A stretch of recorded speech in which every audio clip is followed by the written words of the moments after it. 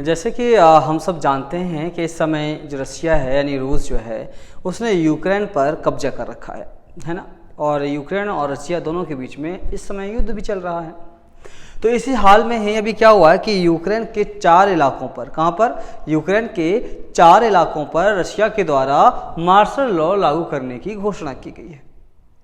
अभी हम यहाँ जानने की कोशिश करेंगे ये मार्शल लॉ होता क्या है। सबसे पहले इस मार्शल लॉ की जो शुरुआत हुई थी वो ब्रिटिश सरकार के द्वारा हुई थी और इसमें ये कहा गया था कि पुलिस वालों से डायरेक्ट ये मतलब उनके पास एक प्रकार का ये अधिकार दे दिया जाता है पुलिस वालों को कि आप जब किसी को भी दोषी पाएँ तो उसको आप डायरेक्ट गोली भी मार सकते हैं। कोई उसमें इंक्वायरी नहीं होगी, कोई जांच पड़ताल नहीं होगी। अगर आपको शक भी है तो उस व्यक्ति पर आप गोली चला सकते हैं। ये होता है मार्शल लॉ। उसकी संपत्ति को कब्जा कर सकते हैं, ठीक है ना। उस व्यक्ति को किसी भी टाइम पे उस इलाके से बाहर निकाला जा सकता है। इस प्रकार की जो है व्यवस्थाएं होती हैं मार्शल लॉ और सारे अधिकार आपसे छीन लिए जाते हैं। ये होता है मार्शल लॉ। यहाँ पे भैया क्या होता है मार्शल लॉ, और पुतिन ने रूस के कब्जे वाले यूक्रेन के क्षेत्रों में की इसकी घोषणा और इलाकों को खाली भी कराया गया है। कहते हैं रूस ने यूक्रेन के 4 इलाकों को हाल में खुद में ही शामिल कर लिया था। अब यहाँ मार्शल लॉ जो है लागू कर दिया गया है।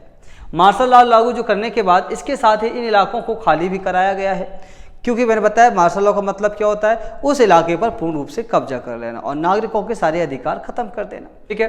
तो रूस के जो राष्ट्रपति व्लादिमीर जो पुतिन हैं उन्होंने ये कानून जो है खास करके ये लॉ लगाया हुआ है यूक्रेन के उन इलाकों में जो इन्होंने जीते हुए हैं। आप देख पा रहे हैं मार्शल लॉ लागू होने का मतलब क्या होता है कि सेना को कर्फ्यू लगाने से क्या होता है, कोई नहीं रोक सकता, ये अधिकार उनको मिल जाता है। आवाजाही की स्वतंत्रता को रोक दिया जाता है, यानी कोई व्यक्ति बिना पुलिस वालों के इजाज़त से न तो आ सकते हैं और न ही जा सकते हैं।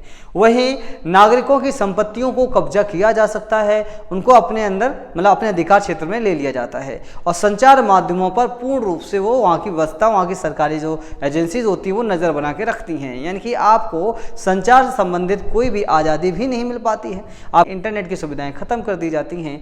ये सारी व्यवस्थाएँ होती हैं मार्शल लॉ के अंदर, ठीक है।